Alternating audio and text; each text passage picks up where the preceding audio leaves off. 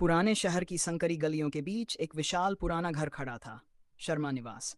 पीली पड़ चुकी दीवारें, खिड़कियों पर झूलती लकड़ी की झरोकियां, आंगन में सदियों पुरानी नीम का पेड़, जैसे वक्त यहाँ ठहरा हुआ था। लेकिन इस रुके हुए माहौल के बीच एक ऐसा तूफान पनप रहा था जिसे कोई नहीं देख पा रहा था।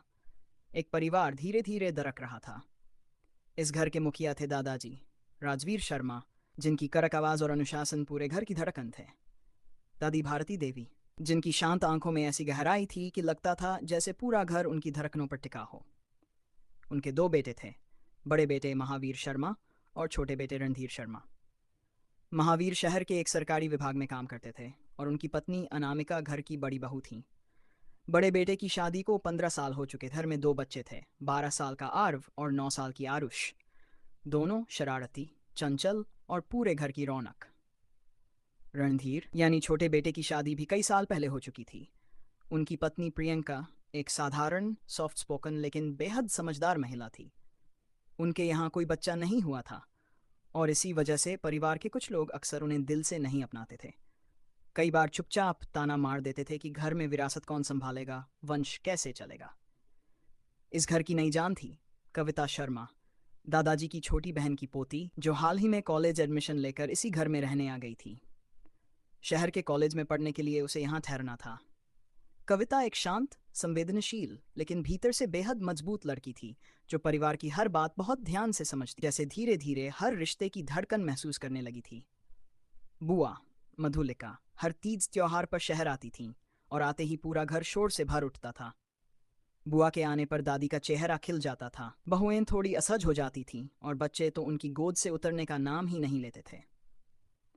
पर इसी शोरगुल के पीछे एक गहरी खामोशी छिपी हुई थी। पिछले कुछ सालों से इस घर में रिश्ते वैसे नहीं रहे थे। महावीर धीरे धीरे घर से अलग होने के बारे में सोचने लगे थे। प्रॉपर्टी बंटवारे की बात दिमाग में उठने लगी थी। रणधीर में असुरक्षा बढ़ रही थी। उन्हें लगता था कि बड़े भाई का रुतबा हमेशा उन्हें पीछे धकेल देता है। और वहाँ अनामिका और प्रियंका अपने अपने तरीके से इस तनाव को जी रही थीं, कभी जताकर कभी छुपाकर। दादाजी को इन सब की भनक तो थी, लेकिन वे मानते थे कि उनका एक शब्द काफ़ी है। लेकिन घर के लोग अब बच्चे नहीं थे। हर किसी की अपनी चुप्पी थी, जिसे वे बोलकर नहीं, व्यवहार में व्यक्त करते थे। कहानी शुरू होती है एक लंबी सुबह से। दोपहर की ओर बढ़ती नींद और जागने का बीच का वो पल जब घर के भीतर हलचल शुरू होती है। दादी रसोई में चूल्हे के सामने बैठी चाय बना रही थीं। उनकी उंगलियों का कंपन बता रहा था कि उम्र अब उन्हें पकड़ने लगी है। कविता रसोई में पहुंचकर उनके पास बैठ गई और बिना बोले उनके हाथ से चाय के गिलास उठाकर ट्रे में जमाने लगी। दादी मुस्कुराईं और अपने मन में सोचा कि घर में बहुएं होते हुए भी ये लड़की उनकी असली सहारा बन गई है। महावीर बाहर बैठक में अखबार खोलकर बैठे थे, लेकिन अखबार पढ़ने से ज्यादा उन्हें पैसे के कॉलम देखने की आदत थी। सरकारी नौकरी उन्हें सुरक्षा देती थी, लेकिन महत्वाकांक्षा अभी भी पूरी नहीं हुई थी। उन्होंने मन ही मन अपनी पत्नी से कई बार कहा था कि वे अलग होकर अपनी जिंदगी शुरू करना चाहते हैं, कभी जोर से नहीं, बस धीरे धीरे, जैसे पानी जमीन में रिश्ता है। रणधीर छोटे भाई थे, लेकिन बाहर जाकर एक निजी कंपनी में काम करते थे। मेहनत ज्यादा, वेतन कम और तनाव हमेशा सिर पर। महावीर उन्हें अक्सर ताना देते कि नौकरी बदलो, कुछ बेहतर करो, और यही बातें धीरे धीरे उनकी आत्मा में चुभकर घाव बन गई थीं। आज घर में एक असामान्य सा सन्नाटा था। दादाजी के कमरे से 2 दिन से खांसी की आवाज़ आती थी, लेकिन वे डॉक्टर को दिखाने से इनकार कर रहे थे। घर के बड़े बड़े फैसले वे लेते थे, अपने स्वास्थ्य के फैसले भी खुद ही। दोपहर के खाने पर पूरा परिवार एक साथ बैठा था। पुराने घर में बड़ा सा चौकोर लकड़ी का डाइनिंग टेबल था, जिसके चारों कोनों पर सफ़ेद कपड़े की लेस लगी हुई थी। दादी का सपना था कि पूरा परिवार रोज़ एक साथ खाना खाए, लेकिन आज जब सब मेज पर बैठे थे, तब भी लग रहा था कि हर कोई अपनी अपनी दुनिया में खोया है। कविता सबके बीच ये खामोशी महसूस कर रही थी। ये खामोशी सिर्फ मेज पर नहीं, हर दिल में थी।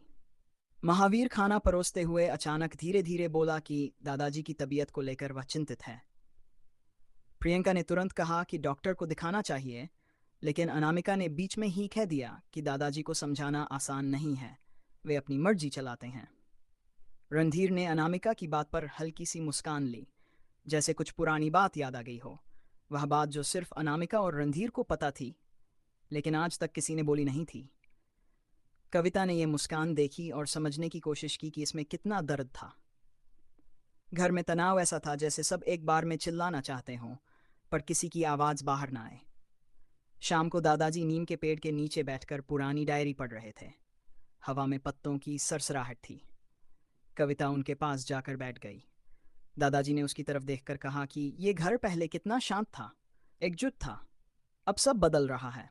कविता चुप रही, लेकिन उसकी अंदर की आवाज़ कह रही थी कि यह घर सिर्फ दीवारों से नहीं टूटता, दिलों से टूटता है। और शायद यही टूटन इस कहानी की शुरुआत है। बहुत समय बाद उस रात घर में एक बड़ा विवाद हुआ। महावीर और रणधीर के बीच विरासत की जमीन को लेकर बात चली और धीरे धीरे आवाज़ें तेज होने लगीं। दादाजी ने बीच में रोकने की कोशिश की, लेकिन उम्र ने उनकी ताकत कमज़ोर कर दी थी।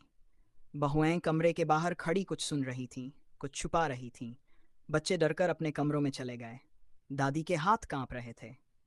और कविता, वह सीढ़ियों के कोने में खड़ी सब कुछ देख रही थी, जैसे कोई बाहरी व्यक्ति किसी परिवार की बिखरती तस्वीर देखता है।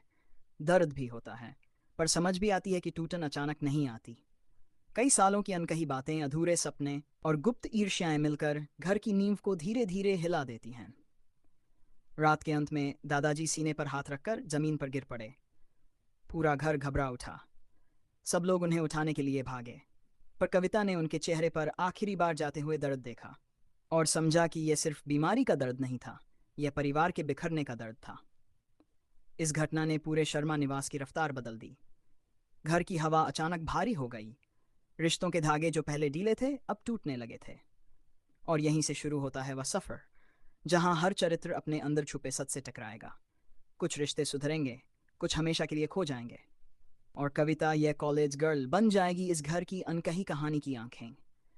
क्योंकि कभी कभी सबसे बड़ा ड्रामा परिवार ही लिखता है, और सबसे बड़े रहस्य घर की दीवारों के भीतर छिपे होते हैं। शर्मा निवास की उस रात की चीखें और दौड़ भाग अब भी दीवारों में अटकी थीं। दादाजी को अचानक अस्पताल ले जाना पड़ा था। एम्बुलेंस की लाल नीली लाइटें पुराने मोहल्ले की दीवारों पर ऐसे पड़ रही थीं जैसे पूरा मोहल्ला किसी अनहोनी को महसूस कर चुका हो। दादी का हाथ कांप रहा था। प्रियंका उन्हें थामे खड़ी थी। महावीर मोबाइल पर कहीं व्यस्तता से फोन कर रहा था। डॉक्टर का नंबर, अस्पताल का नाम, सब उसकी आवाज में घबराहट थी। रणधीर गाड़ी चला रहा था। उसके चेहरे पर तनाव साफ था, जैसे उसने पहली बार अपने पिता को इतना कमजोर देखा हो। कविता आखिरी में खड़ी थी। उसकी आंखों में आंसू नहीं थे, लेकिन दिल ऐसा लग रहा था जैसे बाहर गिर पड़ा हो। इस घर में आने के बाद उसने पहली बार महसूस किया था कि वह किसी पारिवारिक कहानी का हिस्सा बन रही है। एक ऐसी कहानी जहां हर अध्याय दर्द और उम्मीद का मिश्रण था। अस्पताल की लंबी सफ़ेद गलियारें, दादाजी को स्ट्रेचर पर ले जाते नर्सों के तेज कदम और परिवार की भारी सांसें, इन सब ने रात को और गहरा बना दिया। डॉक्टर ने उन्हें आईसीयू में ले लिया और बाहर बैठने का इशारा कर दिया। कुछ देर तक कोई भी बोल न सका, सिर्फ घड़ी की टिक टिक और एसी की हल्की आवाज़। दादी ने धीरे से महावीर की तरफ देखा। उसमें शिकायत, गुस्सा या डर कुछ भी साफ नहीं था। वह सिर्फ एक माँ की निगाह थी जो अपने बच्चों में आई दूरी को देख चुकी थी और अब उस दूरी का दर्द अपने पति की सांसों में महसूस कर रही थी। महावीर ने नजरें झुका लीं। शायद उसे याद आ गया था कि शाम को उसने जमीन के बंटवारे की बात छेड़ी थी। रणधीर भी चुप था। उसके मन में अपराधबोध और गुस्सा दोनों थे। उसके अपने घाव थे जो शब्दों में नहीं, वर्षों की अनदेखी में जमा हुए थे। कुछ देर बाद दादी ने अचानक कहा कि अगर उन्हें कुछ हो गया तो। ये वाक्य पूरा भी नहीं हुआ और दादी की आवाज़ फट गई। सभी चौंक कर उनकी तरफ देखे। प्रियंका ने उन्हें सहारा दिया। कविता उनके पास बैठ गई। कविता दादी के हाथ धीरे से पकड़ रही थी, जैसे कह रही हो कि चिंता मत करो, पर वह खुद जानती थी कि स्थिति गंभीर है। कुछ घंटे बाद डॉक्टर बाहर आए। उनके चेहरे की गंभीरता देखकर सब खड़े हो गए। दादाजी की हालत स्थिर नहीं थी। उन्हें स्ट्रेस, उम्र और फैमिली टेंशन का सम्मिलित असर हुआ था। दिल का दौरा हल्का था, लेकिन शरीर कमज़ोर हो चुका था। डॉक्टर ने कहा कि उन्हें शांति चाहिए, किसी भी तरह का तनाव नहीं। यह सुनकर परिवार पर जैसे किसी ने सच का आईना रख दिया हो। तनाव, वही तनाव जिसने दादाजी को इस हालत तक पहुंचाया था। अस्पताल की रात लंबी थी, हर मिनट भारी। बच्चे घर पर सो चुके थे। महावीर और रणधीर ने पहली बार बिना कुछ बोले एक साथ घंटों काटे। कविता ने सोचा कि क्या परिवार में सिर्फ एक सदमे के बाद ही लोग एक दूसरे के करीब आते हैं? क्या ऐसा ही होता है हर घर में? रिश्ते टूटने के कगार पर पहुंच जाते हैं। फिर कोई घटना उन्हें मजबूर करती है कि वे देखें कि असल में उनके पास कितना कुछ है। सुबह हुई। अस्पताल की रोशनी थोड़ी गर्म लगने लगी। दादाजी को कुछ समय बाद होश आ गया। दादी रोते हुए उनके पास गईं। डॉक्टर ने सिर्फ 2 लोगों को अंदर आने दिया। महावीर और रणधीर दरवाजे पर खड़े इंतजार करते रहे। दादाजी ने दादी का हाथ पकड़ा और धीमी आवाज में कहा कि घर टूट ना जाए। ये शब्द बाहर खड़े बेटे सुन नहीं पाए, पर जैसे हवा के साथ वह दर्द बाहर तक फैल गया। डॉक्टर ने कहा कि मरीज को घर ले जाया जा सकता है, पर बहुत ध्यान से, ज्यादा तनाव न दें। अस्पताल से घर जाने के रास्ते में सभी गाड़ियों में बैठे थे, पर इस बार एक अजीब खामोशी थी, पछतावे की, डर की और कहीं गहराई में एक उम्मीद की। घर लौटकर दादाजी को उनके कमरे में रखा गया। दादी उनके पास बैठी रहीं। बच्चों को समझाया गया कि दादाजी आराम कर रहे हैं। बहुएं घर संभालने लगीं, पर घर का माहौल भीतर तक बदल चुका था। उसी शाम महावीर और रणधीर दालान में आमने सामने बैठे थे। दोनों के बीच कई बातें थीं जिनका बोझ वर्षों से उठ रहा था, पर शब्द आज भी नहीं निकल रहे थे। कविता दूर खड़ी ये देख रही थी। उसे लगा यह घर 2 भाइयों की जिद और चुप्पियों के बीच पिस रहा है। दादाजी के कमरे की खिड़की से हल्की हवा आ रही थी। नीम के पेड़ की पत्तियां हिल रही थीं, मानो पुराना घर राहत की सांस ले रहा हो कि उसका मालिक वापस आ गया है। लेकिन जड़ें अभी भी हिल चुकी थीं। रात को दादी ने कविता को अपने पास बुलाया। कमरे की लाइट हल्की थी। उनके हाथ में दादाजी की पुरानी डायरी थी। उन्होंने कविता को बताया, इस घर की असल कहानी ऊपर से जितनी दिखती, उससे कहीं ज्यादा गहरी है। दादी ने कहा कि पुराने समय में दादाजी ने अपने भाइयों को अपनी कमाई में से बराबर हिस्सा दिया था। उन्होंने कभी लालच नहीं किया, कभी किसी से ऊंची आवाज में कुछ नहीं मांगा। पर वक्त ने रिश्तों को बदल दिया। महावीर और रणधीर के मन में बचपन की कुछ घटनाएं इतनी गहरी रह गई थीं कि आज भी वे उन्हें दिल में डो रहे हैं। एक ने हमेशा खुद को ज्यादा जिम्मेदार समझा, दूसरे ने हमेशा खुद को कम आंका हुआ महसूस किया। दादी ने धीमे से कहा कि यह घर 2 भाइयों की जिद से नहीं, बल्कि 2 भाइयों की मोहब्बत से बना था। लेकिन मोहब्बत पर अहंकार की धूल जम गई है। कविता ने महसूस किया कि परिवार सिर्फ खून से नहीं, समझ से चलता है, और यह समझ दोनों भाइयों में खत्म होती जा रही है। अगले कुछ दिन शांत बीते। दादाजी धीरे धीरे ठीक हो रहे थे। घर में हलचल कम थी। तनाव दबा हुआ था, लेकिन खत्म नहीं। अनामिका और प्रियंका अपने अपने काम में लगी थीं। बच्चों की आवाज़ें सीमित थीं, जैसे उन्हें भी बदलाव महसूस हो रहा हो। एक दिन दोपहर को कविता कॉलेज जाने के लिए तैयार हो रही थी। तभी उसने दालान में महावीर और अनामिका की धीमी बहस सुनी। आवाज़ें धीमी थीं, पर तीखी थीं। शब्दों में नहीं, सुर में कड़वाहट थी। कुछ देर बाद रणधीर भी आया। बातें और गहरी हो गई। शब्दों में अतीत की बातें, आरोप था, तुलना, सब निकलने लगे। कविता सीढ़ियों के पास खड़ी सब सुन रही थी। उसी समय दादाजी कमरे के दरवाजे पर खड़े थे। उनकी आंखों में गुस्सा नहीं, बस डर था। डर कि उनका घर फिर उसी मोड़ पर जा रहा हा। कल रात उन्हें अस्पताल ले जाया गया था। दादी ने दादाजी का हाथ पकड़ा और अंदर ले गईं, लेकिन कविता ने समझ लिया था, यह तूफान अभी थमा नहीं है। उस रात दादी ने पहली बार कहा कि घर को बचाने के लिए कोई एक कदम बढ़ाना होगा, कोई ऐसा जो सबको जोड़ सके, कोई ऐसा जो परिवार के बीच पुल बन सके। और कविता को लगा कि शायद दादी उसकी तरफ ही इशारा कर रही थी। पर वह केवल एक लड़की थी, इस विशाल परिवार में एक बाहरी सदस्य। कैसे जोड़ पाएगी इतनी बड़ी दरारें? कैसे सहेज पाएगी इतने टूटे हुए हिस्से? शर्मा निवास में दादाजी के अस्पताल से लौटने के बाद आई अस्थायी शांति अब धीरे धीरे टूटने लगी थी। हवा में वही पुराना भारीपन फिर लौट रहा था। दीवारों पर लटकी पुरानी तस्वीरें जैसे हर गुजरती आवाज को अपने भीतर जमा कर रही थीं। घर शांत था, पर शांति के पीछे दबा हुआ विस्फोट किसी भी समय हो सकता था। कविता सब कुछ दूर से देख रही थी। उसकी आंखों में समझदारी थी, पर उसमें एक तरह की असहायता भी झलक रही थी। वह इस परिवार का हिस्सा थी भी और नहीं भी, और यही दूरी उसे सबसे ज्यादा संवेदनशील बना रही थी। उस सुबह दादी ने पूरे घर में हवन करवाने का फैसला किया। दादाजी की तबीयत और घर की नकारात्मकता को देखते हुए यह जरूरी था। बड़ी बड़ी पीतल की थाली, तुलसी की पत्तियां, गंगाजल और हल्की हल्की धूप की खुशबू, सब मिलकर घर का माहौल एक समय के लिए पवित्र बना रहे थे। हवन की शुरुआत होते ही महावीर और रणधीर दोनों अपने अपने बच्चों के साथ आंगन में बैठे। बहुएं भी पास बैठीं, पर उनकी आंखों में तनाव साफ था। दादी मंत्रों के बीच बीच में उन्हें देखती, जैसे कहना चाहती हों कि सब कुछ ठीक होगा। कविता दादी के पास बैठी थी। पंडित जी के मंत्रों के बीच हवा में धुएं की रेखाएं उठ रही थीं, धीरे धीरे घूमती हुई, जैसे घर की उलझनें हवा में पिघलकर ऊपर जा रही हों। पर जीवन का सच धुएं जितना हल्का नहीं होता। कुछ समस्याएं इतनी भारी होती हैं कि मंत्रों से नहीं, समझ से हल होती हैं। हवन खत्म हुआ, घर में थोड़ी शांति लौट आई। सब उठने लगे, लेकिन तब पंडित जी ने दादाजी को एक खास पूजा की सलाह दी, परिवार में शांति और एकता के लिए। उन्होंने साफ कहा कि घर में मतभेद और मनमुटाव बहुत गहरा है और उसे बिना मिलकर काम किए भी पूजा पूरी राहत नहीं दे सकती। दादाजी चुप रहे, उनकी आंखों की नथान की नजर से मुस्कुराकर हामी भरी। पर महावीर और रणधीर एक दूसरे को भी नहीं बोले। उस दिन दोपहर के वक्त कविता अपनी किताब लेकर आंगन में बैठी थी। नीम के पत्तों की छाव उसके चेहरे पर पड़ रही थी। उसी समय रणधीर उसके पास आया। उसकी चाल धीमी थी, चेहरे पर चिंता थी। उसने बिना कुछ कहे बस पास वाली कुर्सी पर बैठकर आसमान की तरफ देखा।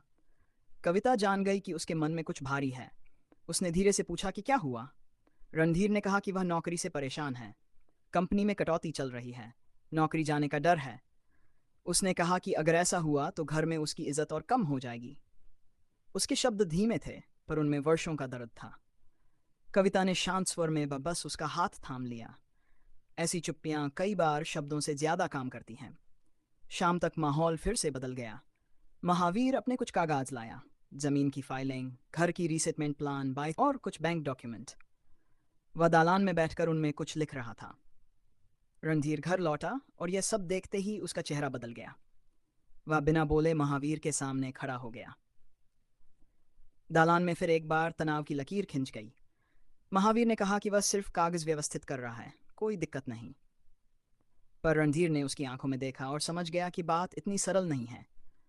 दोनों भाइयों के बीच फिर एक लंबी खामोशी पसरी। कविता दूर खड़ी थी, जैसे किसी फिल्म के सीन को देख रही हो। उसे लगा कि अगर ये घर ऐसे ही चलता रहा तो कोई भी बंधन नहीं बचेगा। इसी बीच अचानक दादी ने दोनों को आवाज दी। दोनों हड़बड़ाकर उनके कमरे की ओर गए। दादी ने दोनों बेटों को अपने सामने बैठाया। उनके हाथ में दादाजी की मेडिकल रिपोर्ट थी, जिसमें लिखा था कि तनाव उनके दिल के लिए किसी भी समय खतरनाक हो सकता है। दादी की आवाज़ कमज़ोर और टूटी हुई थी। उन्होंने कहा कि अगर दोनों भाई घर छोड़कर अपनी अपनी दुनिया बनाना चाहते हैं तो बना लें, पर दादाजी को यह सब पता चल जाए तो उनका दिल सचमुच टूट जाएगा। महावीर और रणधीर दोनों चुप थे। उनकी आंखों में अपराधबोध साफ था, पर अहंकार अभी भी जिंदा था। उस रात कविता ऊपर की छत पर बैठकर हवा में उड़ते नीम के पत्तों को देख रही थी। चांद आधा था, जैसे घर की आधी खुशियां कहीं छिप गई हों। तभी बुआ मधुलिका का फोन आया। वह अगले दिन शहर आ रही थी। बुआ के आने का मतलब था घर की सभी सच्चाइयों का खुलना, क्योंकि बुआ किसी भी बात को छुपने नहीं देती थी। अगले दिन सुबह बुआ आईं। उनके आने से घर में थोड़ी रौनक आई। बच्चों ने उन्हें घेर लिया। लेकिन बुआ की तेज नजरें तुरंत समझ गई कि घर का माहौल साधारण नहीं है। दादी ने उन्हें सब कुछ बताया। दादाजी की तबीयत, रात का झगड़ा, जमीन की फाइलिंग। बुआ ने सुना, धीरे से अपनी चादर ठीक की और फिर अकेले महावीर के पास गईं। उन्होंने पूछा कि आखिर घर तोड़कर क्या मिलेगा। महावीर ने बस इतना कहा कि वह अपने परिवार का अच्छा भविष्य चाहता है। बुआ ने हंसते हुए कहा कि भविष्य घर तोड़कर कभी अच्छा नहीं होता। फिर बुआ रणधीर से मिली। उन्होंने उसे समझाया कि वह अपने खुद के डर से लड़ रहा है, भाई से नहीं। रणधीर की आंखें भर आईं। शाम को बुआ ने पूरा परिवार आंगन में बुलाया। सभी बैठे, महावीर, रणधीर, अनामिका, प्रियंका, दादी, बच्चे और कविता। बुआ ने कहा कि घर की जड़ें तब हिलती हैं जब लोग बोलना बंद कर देते हैं। उन्होंने कहा कि हर घर में समस्याएं होती हैं, पर रिश्ते तभी टूटते हैं जब लोग आपस में सुनना छोड़ देते हैं। महावीर पहली बार बोला। उसने कहा कि उसे लगता है कि हमेशा वही जिम्मेदार माना जाता है। रणधीर बोला कि उसे लगता है कि उसे कभी बराबर नहीं समझा गया। अनामिका और प्रियंका ने भी अपने मन की बात रखी। कई सालों का गुबार, दर्द, गुस्सा, शिकायतें सब हवा में घुलने लगे। ये कोई लड़ाई नहीं थी, ये एक सफाई थी, जैसे तूफान के बाद घर के टूटे पत्तों को चुपचाप हटाया जाता है। कविता ये सब देख रही थी। उसे लगा कि ये घर धीरे धीरे सांस ले रहा है, पर सब कुछ सुधर रहा है। ऐसा सोच लेना भी गलती थी। क्योंकि ठीक उसी रात जब सब थोड़ा शांत हो चुके थे, महावीर को ऑफिस से एक कॉल आया। एक कॉल जिसने पूरे परिवार की दिशा दोबारा बदल दी। महावीर को पता चला कि जमीन वाली फाइलों में एक बड़ी गलती है, और अगर ये गलती समय पर नहीं सुधरी तो घर की आधी भूमि सरकार के नाम जा सकती है। अब ये केवल घर का झगड़ा नहीं था, ये घर का अस्तित्व था। शर्मा निवास की सुबह उस दिन कुछ अलग ही दस्तक दे रही थी। घर के आंगन में बिखरे सूखे पत्ते हवा के हल्के झोंकों से इधर उधर घूम रहे थे, जैसे रात भर की बेचैनी अब भी बदन पर चिपकी हो। नीम के पेड़ की पहनाई हुई धूप जमीन पर ऐसे बिखरी थी जैसे किसी उदास दिन में भी सूरज आखिरी कोशिश कर रहा हो कि सब ठीक हो जाएगा। लेकिन घर की हवा कुछ और ही कह रही थी। हर कमरे में जमा चुप्पियां, हर कोने में अटकी थकान और हर चेहरे पर उतरी चिंता किसी अनजाने तूफान की आहट जैसी लग रही थी। दादाजी की तबीयत पिछली रात से ही भारी थी। दादी उनके पलंग के पास खड़ी थीं, हाथ में तुलसी की माला लिए, और लगातार मन ही मन प्रार्थना करती जा रही थीं। उनकी आंखों में डर था, लेकिन उस डर से भी बड़ा उनके भीतर छिपा हुआ वह बोझ था जिसे उन्होंने सालों से किसी को बताए बिना डोया था। परिवार टूटने का बोझ। रसोई में चाची रंजना चाय चढ़ा रही थीं। गैस की सिसकारी, कड़ाही की खनक और उबलते दूध की गंध मिलकर एक ऐसी लय बना रही थी जिसमें थकान ज्यादा थी। उनके चेहरे पर रात जागने की लकीरें थीं। मन में यह पीड़ा भी थी कि इस घर में उनकी पहचान सिर्फ कामकाज तक सीमित रह गई है। बरामदे में मदन चाचा बैठे पैर दबा रहे थे। अस्पताल ले जाने और लौटने की भाग दौड़ ने उन्हें तोड़ दिया था, लेकिन असल थकान उनकी आंखों में थी, जहां जिम्मेदारियों के साथ साथ कई सालों के दबे हुए गिले शिकवे भी तैरते रहते। विवेक भैया कमरे के कोने में खड़े मोबाइल डॉक्टर की रिपोर्ट पढ़ रहे थे। इनके माथे पर गहरी सिलवटें थीं। जिम्मेदारी उनके कंधों पर सबसे ज्यादा, या वे ऐसा समझते थे, और यही सोच उन्हें हर वक्त थोर बनाए रखती थी। उन्हीं के पास सीमा भाभी बच्चे को गोद में लिए चुपचाप खड़ी थीं। शायद उन्हें पता था कि उनकी बात का इस घर में कितना असर होता है, इसलिए वह सिर्फ विवेक की आंखों में बदलते भाव पड़ती रहती थीं। बहन आरती कमरे में खुद को पढ़ाई के बहाने बंद कर चुकी थी। उसे डर था कि बाहर आई तो किसी न किसी बहस में उसका नाम जरूर आ जाएगा। उसने खुद को चुप्पी में छुपा लिया था। और कविता, इस घर का सबसे शांत, सबसे समझदार, सबसे संवेदनशील दिल, बरामदे की पुरानी रेलिंग पर दोनों हाथ रखकर वह दूर सड़क को निहार रही थी। उसकी आंखों में सवालों का समंदर था कि आखिर कब से ये घर इतना भारी हो गया, कब रिश्तों में इतनी खामोशी घुस आई, कब हर बातचीत का रिश्ता पैसों और जिम्मेदारियों से बंधने लगा। कविता जानती थी कि असली समस्या सिर्फ दादाजी की बीमारी या अस्पताल का खर्च नहीं है। समस्या वह पुरानी धूल है जो रिश्तों पर सालों से जमी हुई थी, कभी विरासत के नाम पर, कभी जिम्मेदारियों के बंटवारे पर, कभी गलतफहमी के एक शब्द पर, और कभी किसी अनसुने सच पर। उसी समय दादाजी की गहरी खांसी की आवाज आई। दादी घबराकर कमरे में भागी। मदन चाचा तुरंत पीछे पीछे गए। विवेक भैया ने रिपोर्ट फोन पर जैसे कि वैसे मेज पर पटक दी और तेजी से भीतर चले गए। सीमा भाभी घबराकर पीछे हो ली, बच्चे को संभालते हुए। एक ही पल में पूरा घर उसी कमरे की ओर दौड़ पड़ा। हर रास्ता, हर नजर, हर कदम जैसे एक ही दिशा में सिमट गया, दादाजी के बिस्तर के पास। दादाजी का चेहरा थका हुआ था, आंखें बुझी हुई सी, जैसे सब देख भी रहे हों और कुछ कहना भी चाह रहे हों लेकिन कह नहीं पा रहे हों। दादी उनके हाथ पकड़ कर बैठ गई। मदन चाचा तकिए ठीक करने लगे। विवेक भैया उनकी धड़कन सुन रहे थे। सीमा भाभी दवा की शीशी ढूंढने लगी। रंजना चाची पानी ले आईं। ऐसा लगा मानो पूरा परिवार एक ही बिस्तर के पास खड़ा हो, पर दिल अब भी एक दूसरे से उतना ही दूर था। दादाजी ने धीरे से आंखें खोलीं। उनकी थकान भरी नज़र घर के हर सदस्य पर घूमी। उसे एक नज़र में कई कहानियां थीं, शिकायत भी, बेबसी भी, और एक छोटी सी उम्मीद भी कि शायद ये घर टूटे नहीं। लेकिन वह उम्मीद किसके कंधे पर टिकेगी, किसी को नहीं पता था। कमरे में भारी चुप्पी फैल गई। दादाजी की सांसें हल्की थीं। घर के भीतर जमा तनाव और बाहर की हवा के भी एक अनकहा संघर्ष चल रहा था। कविता खड़ी खड़ी सब देख रही थी। उसने पहली बार महसूस किया कि घर सिर्फ दीवारें और रिश्ते नहीं होता। घर वह धड़कन है जिसे बचाने के लिए हर सदस्य को अपना हिस्सा देना पड़ता है। लेकिन इस घर में अभी सब अपने अपने हिस्से से भाग रहे थे। दादाजी ने कांपते हाथ से कविता को इशारा किया। वह धीमे कदमों से आगे बढ़ी। दादाजी ने उसका हाथ पकड़ा, हल्का सा दबाया, जैसे कह रहे हों कि अगर कोई इस घर को समझ सकता है तो वह यही लड़की है। कविता की आंखें भर आईं। उसे लगा जैसे उसके हाथ में इस घर की पूरी डोर थमा दी गई हो। एक टूटी हुई, उलझी हुई, कमजोर डोर। कमरे की हवा कुछ और भारी हो गई। रिश्तों की अनकही खामोशी इतनी गहरी थी कि आवाज देना भी मुश्किल था। और तभी बाहर की ओर से किसी के आने की कदमों की आवाज सुनाई दी। एक नई उलझन का संकेत, शायद पुराने घाव को उजागर करने वाला कोई नया मोड़। शर्मा निवास की उस सुबह ने फैसला कर लिया था, इस घर की कहानी अब बदलेगी। लेकिन कैसे और किस दिशा में, यह आने वाला समय ही बताएगा। घर की दहलीज पर आया तूफान। शर्मा निवास के भीतर फैली भारी खामोशी अभी पूरी तरह भी नहीं थी कि बाहर मुख्य दरवाजे पर दस्तक हुई। ये दस्तक अलग थी, न तेज न धीमी, लेकिन उसमें एक अजीब सी बेचैनी थी, जैसे वह घर के भीतर चल रहे तनाव को भांप चुकी हो। कविता ने पलटकर दरवाजे की ओर देखा। उसकी आंखों में हल्का सा सवाल तैर गया कि इतनी सुबह कौन हो सकता है। मदन चाचा बाहर निकलते हुए बुदबुदाए कि इस समय तो कोई आता नहीं, जरूर कोई परेशानी होगी। जैसे ही दरवाजा खुला, सामने खड़ा चेहरा घर के हर सदस्य को एक पल के लिए जड़ कर गया। वहां चाचा की बड़ी बहन सरोज बुआ खड़ी थीं। उनके चेहरे पर पुराने नाराजगी भरे भाव थे, जैसे वे कई सालों से जमा किए हुए शिकायतों का ढेर उठाए यहाँ आई हों।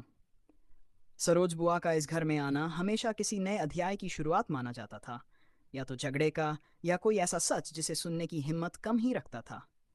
घर के लोग एक एक कर बाहर आ गए। दादी के चेहरे पर हैरानी थी, और दादाजी ने भी उन्हें देखकर हल्का सा सिर उठाया। कई साल बीत गए थे जब सरोज बुआ आखिरी बार इस घर की चौखट पर आई थीं।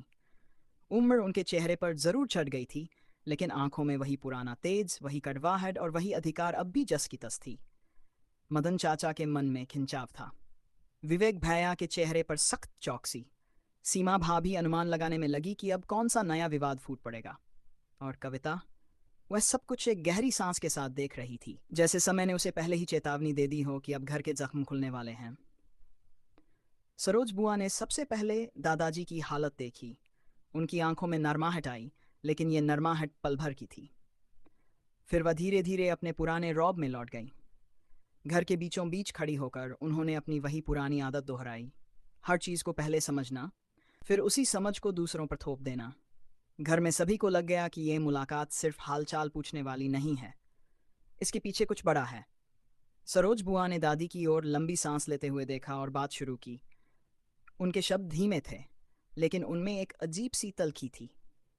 वह तलखी जो रिश्तों में बिखरी धूल की तरह होती है, जो समय के साथ कम नहीं होती, बल्कि और चुभने लगती है। कविता का मन अचानक तेज धड़कने लगा। उसे लगा कि जो कुछ होने वाला है वह घर की नींव को हिला सकता है।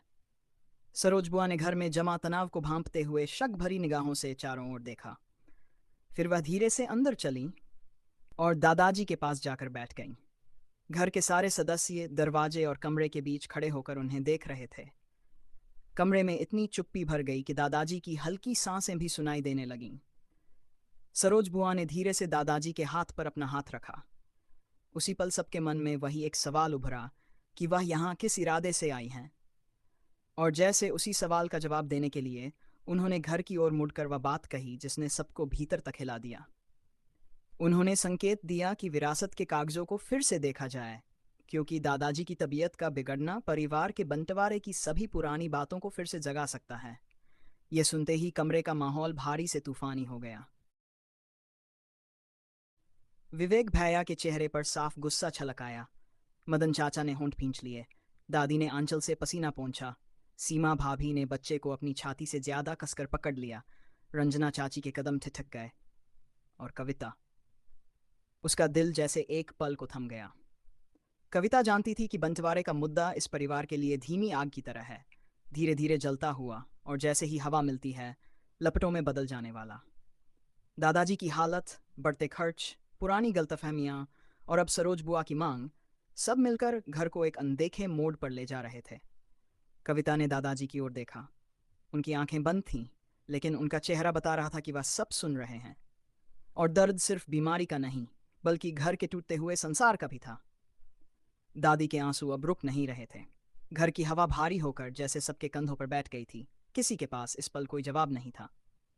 सरोज बुआ चुप खड़ी रहीं, कमरे के बीच, जैसे उनकी एक बात से पुरानी धूल फिर उड़ चुकी थी, और अब हर रिश्ता धीरे धीरे उसकी गिरफ्त में खिंच रहा था। इस तूफान की शुरुआत हो चुकी थी। कैसे थमेगा, किसकी वजह से थमेगा और कब थमेगा, कोई नहीं जानता था। लेकिन एक बात साफ थी, यह घर अब पहले जैसा नहीं रहेगा। और इस बदलते घर के बीच कविता को पहली बार महसूस हुआ कि शायद आने वाला समय उसी की परीक्षा लेने वाला है। शर्मा निवास की उस शाम का आसमान धुंधला था और हवा में फैली ठंडक घर के भीतर की बेचैनी को और गहरा कर रही थी। दादाजी के कमरे की खिड़की से गिरती पीली रोशनी आंगन पर फैलकर एक उदास सी गर्माहट बना रही थी, जैसे कोई पुराना दीपक आखिरी बार अपनी लौ को फैलाता हो। अंदर कमरा खामोश था, सिर्फ दादाजी की धीमी सांसों की आवाज दीवारों से टकरा कर लौट रही थी। दादी उनकी हथेली पकड़कर बैठी थीं, उंगलियां थरथरा रही थीं, जैसे वह किसी टूटते धागे को पकड़कर बचाए रखना चाहती हों। मदन चाचा दीवार से टिके खड़े थे। विवेक भैया दादाजी की दवाइयों का डिब्बा पकड़े हुए चुप थे। रंजना चाची और सीमा भाभी दरवाजे के पास खड़ी थीं, आंखों में डर और चिंता की मिश्रित चमक। कविता और आरती कमरे के कोने में खड़ी थीं, दोनों की सांसें रुक रुक कर चल रही थीं, जैसे उस कमरे में कोई अदृश्य बोझ उतर आया हो। अचानक दादाजी की आंखें खुलीं और उन्होंने सबकी ओर देखा। वह नज़र किसी साधारण नज़र की तरह नहीं थी, वह एक उम्र भर की थकान, अनुभव, दर्द और चिंता से भरी हुई थी। उन्होंने बहुत धीमे हाथ उठाया, इतना धीमे कि लगता था कि हवा भी उसे सहारा दे रही हो। पूरा परिवार और ज्यादा खामोश हो गया।